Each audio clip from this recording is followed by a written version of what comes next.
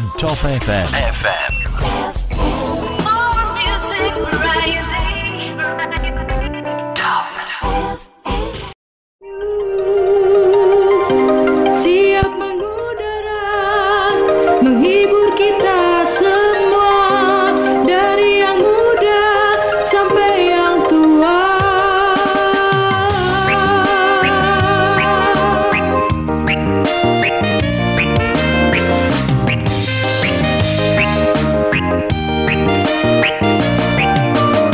Setiap hari takkan ada henti-henti ku mendengarkan musik yang tren di saat ini. Beragam hiburan dan informasi selalu ada di sini. Radio Top FM Bumi Ayu takkan pernah layu meski jarak dan waktu selalu Assalamualaikum warahmatullahi wabarakatuh. Meluncuri Valencia Radio Top FM Jalan Raya Paguyangan nomor 12 Paguyangan. Halo, selamat malam. Dan akhirnya ketemu lagi bareng Rizky Dan juga DJ Sabet di Selasa Berkelana. Di topik berkelana, pandemi bukan penghalang untuk berprestasi. Waduh, pembahasan yang sangat menarik. Walaupun kayaknya hari ini berbeda daripada biasanya. Iya bener, ini kita mulainya lebih malam ya. Biarinlah gerimis-gerimis dulu ya kan, biar makin romantis gitu ya. Oke, dan di sini juga udah ada kedatangan bintang tamu spesial kita. Iya, dan ini lagi viral banget, tahu nggak sih di Instagram akun Bumi Ayu tuh semuanya bahas dia gitu loh. Ada siapa Ki? Ada siapa? Itu siapa namanya? Susah Siapa banget. sih namanya? Oke, silakan Pranindiska Nurlistio. Silakan mungkin kenalan dulu sama teman berkelana yang di luar sana. Silakan. Oh ya, halo semuanya. Halo. Namaku Pranindiska Nurlistiona Istana. Teman-teman sih biasa panggil aku Diska. Oke, Diska. Dari namanya aja udah kayak penuh dengan energi ya, Pranindiska gitu ya. Oke, dan tentunya untuk pembahasan malam hari ini seperti biasa, yang ingin menyaksikan kita secara live bisa banget untuk Facebooknya ya. Iya, Top benar FM banget. Bumi Ayu. Dan yang ingin bertanya-tanya seputar pandemi bukan penghalang prestasi, Iya. ya kan, juga bisa banget kok kita tungguin. Mungkin ada yang baru dengerin juga Selasa Berkelana itu apa sih?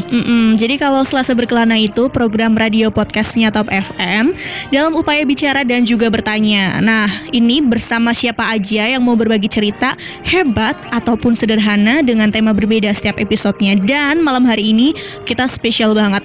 Ada anak yang berprestasi di tengah-tengah pandemi. Ini menginspirasi sekali, Ki. Dan sangat membanggakan. Oke, sebelumnya mungkin bisa dikenalin dulu dari Pranindiska, sekolah di mana, terus sekarang kelas berapa, dan kegiatannya apa sehari-harinya?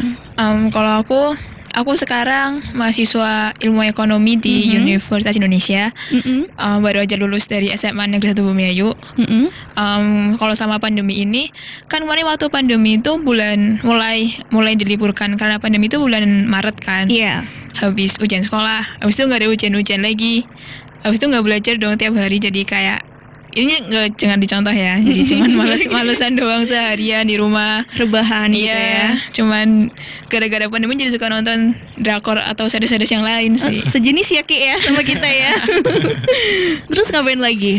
Habis itu setelah males-malesan selama 2 bulan, tiba-tiba ada pemberitahuan gitu dari pemerintah kan, ada seleksi gitu, mulai seleksi lagi, jadinya belajar lagi. Oke, Mulai bulan Juni gitu udah belajar.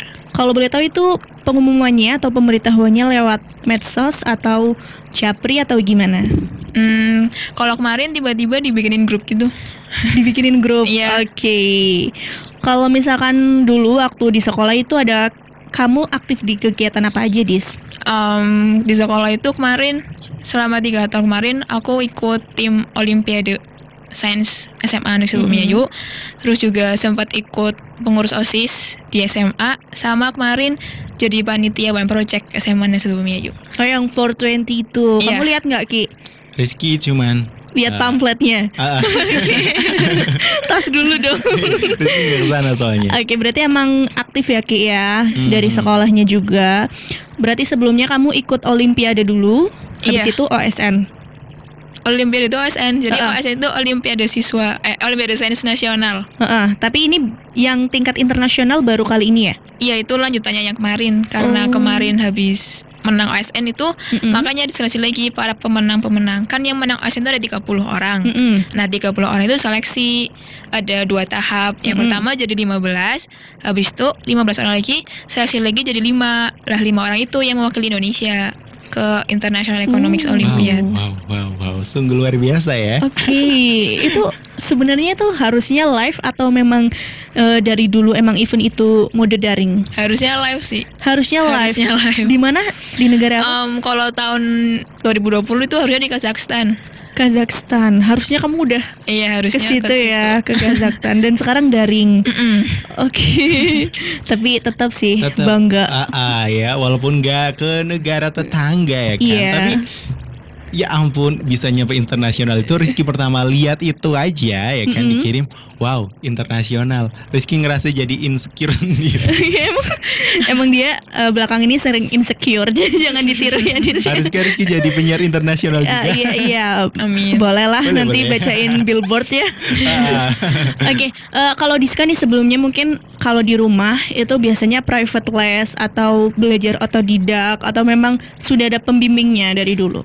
Kalau buat Olimpiade sendiri itu kan aku IPA ya kebetulan. Tapi tetap dapat IPS sih, tetap dapat ekonomi maksudnya. Itu belajar dari situ, sama kayak kalau dari sekolah itu tiap minggu ada yang ngelatih gitu kakak kelas, terlatih kakak kelas. Habis itu setelah itu paling belajar sendiri sih, sama ada pelatihan juga dikasih sekolah. Oke, berarti emang sudah terlatih ya Ki ya. Kalau boleh tahu dulu kemarin itu jumlahnya berapa negara Dis untuk yang ikut lomba ekonomi itu? Kemarin 29 negara. 29 negara. Setiap negara ngirim 5 rata-rata. Oke. Kalau boleh tahu untuk pertama kali itu kan berarti kamu ada 3 sesi ya? Seleksinya. Nah, untuk yang pertama itu totalnya ada berapa peserta kalau boleh tahu? Kalau udah dapat medali itu udah menang di tingkat nasional itu udah 30. Udah 30. Kalau sebelumnya? Ada banyak dong kan dari ratusan. kabupaten. Iya, maksudnya ratusan kayak gitu. Terus Kayaknya dijaring jadi ribuan 30 ribuan. Saya dari kabupaten gitu loh, Mbak. Jadi saya ikut tingkat kabupaten dulu, habis itu provinsi, habis itu nasional. Di kabupatennya ribuan. Enggak sih, kabupaten itu berapa ya? Ya Kabupaten Brebes kan kabupaten. Iya. Saya saingan, kalau bisa dibilang saya saingan sama orang satu Indonesia gitu kan. Gitu. Iya benar sih. Sekarang berapa coba jumlahnya penduduk Indonesia kan banyak banget kan Ki? Bener Katakanlah banget. ribuan, terus dijaring jadi 30. 30 dipilih lagi 5. Dan kamu kalau boleh tahu kemarin di mode daring itu di Uzbekistan, Di Kazakhstan ya, sorry. Itu kamu juara berapa kalau boleh tahu? Saya dapat perunggu sih. Cuman kalau dihitung orang-orangnya, saya nomor 44. Nomor 44. Perunggu sih. Oke, kita apaan ya, kantong plastik. Alhamdulillah perunggu. Iya, alhamdulillah banget. Terus kalau boleh tahu kemarin berarti udah ketemu kepala sekolah dan sebagainya? Udah, kemarin habis lomba. Oke, mereka sangat mengapresiasi pasti ya. Alhamdulillah. Oke. Terus gimana nih komentarnya teman-teman kalau boleh tahu Diska? Waktu itu pengumuman hari Minggu jam 7 malam gitu kan. Terus kayak di live di YouTube gitu. Jadi kayak semua orang bisa lihat gitu kan. Terus HP saya jadi ramai tiba-tiba. Kayak ramai banget gitu loh, Mbak. Bener-bener chat WhatsApp tuh banyak banget. Habis itu DM Instagram juga banyak banget gitu. Ya mereka ngomongnya selamat Diska, bangga banget, ya ampun. Tapi kamu lihat YouTube juga waktu itu? Iya kan, saya ikut pengumumannya. Bayangin dong Ki, tiba-tiba tingkat dunia diumumin dapat perunggu. Wow, iya. Ya kita aja sebagai orang yang mendengar dan mengetahui ceritanya bangga gimana. Sebagai orangnya. wakil Indonesia ya. Terus kalau boleh tahu nih, first impression mama kamu gimana? Untuk mama sama bapak kamu gimana? Pertama kali dengar kamu dapat perunggu? Waktu pengumuman itu bapak lagi sholat di musola. Kalau ibu lagi di rumah kan. Terus waktu saya nontonnya di kamar tuh. Di kamar, kamarnya saya tutup. Soalnya saya takut dulu antara dapat atau nggak dapat gitu kan. Terus saya dapat, terus saya teriak.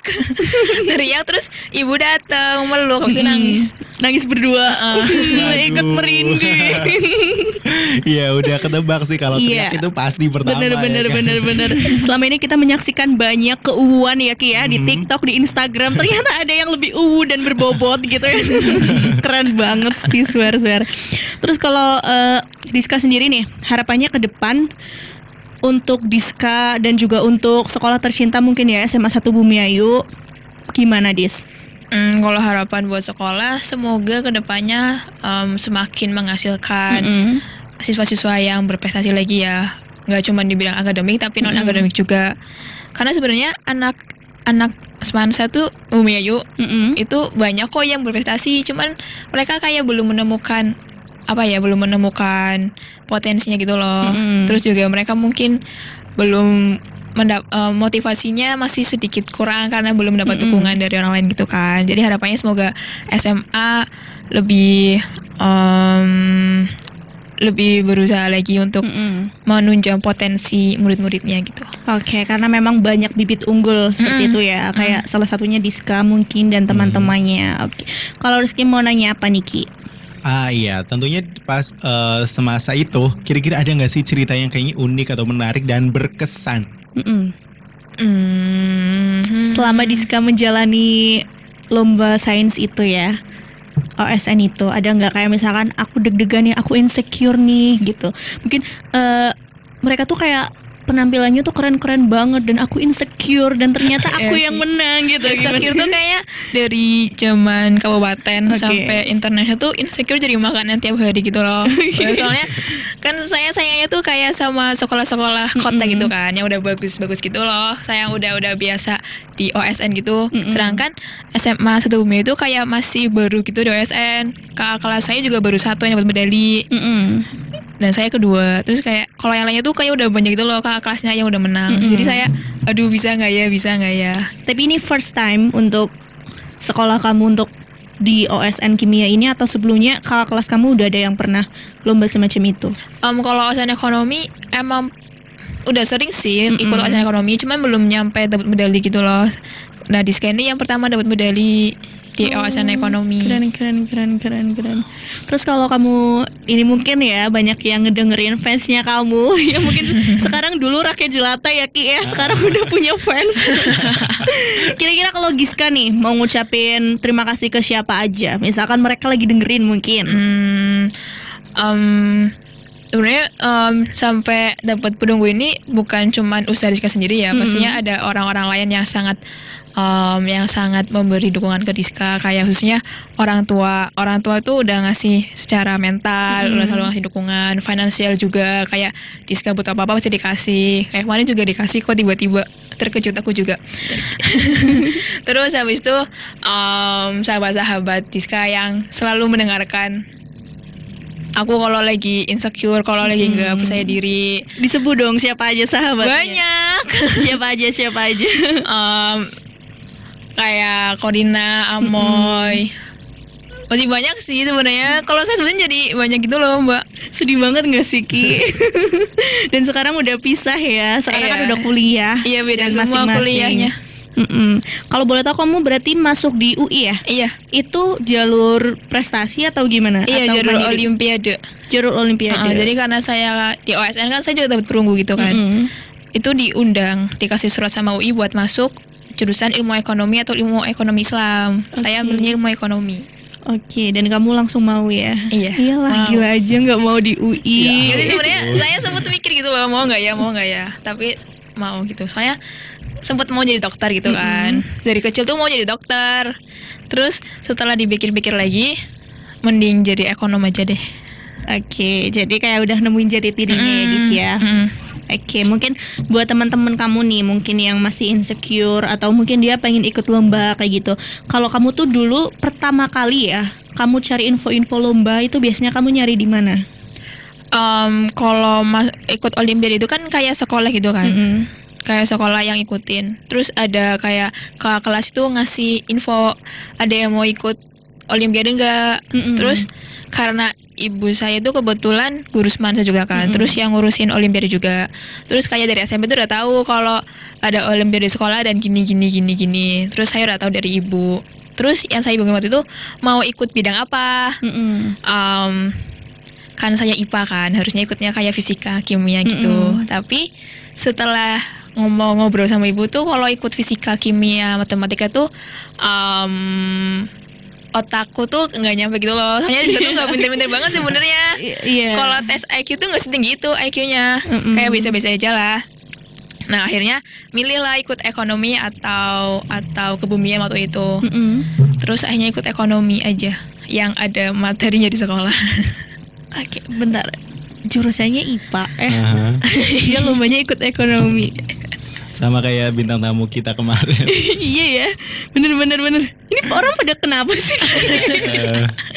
Apakah salah milih jurusan atau gimana? Iya, tapi kamu pribadi ya, setelah kamu menangin ekonomi nih, kamu ngerasa nyesel nggak di IPA atau mungkin ini bisa jadi semacam wejangan juga ya buat teman-teman di luar sana yang ngerasa salah milih jurusan. Kalau menurut pendapat kamu gimana? Kalau aku sendiri nggak ngerasa salah jurusan, soalnya aku juga suka fisika, kimia gitu, masih bisa mengikuti. Cuman kalau disuruh milih lebih suka ekonomi sih. Tapi kalau disuruh belajar geografi, sejarah, itu emang nggak bisa.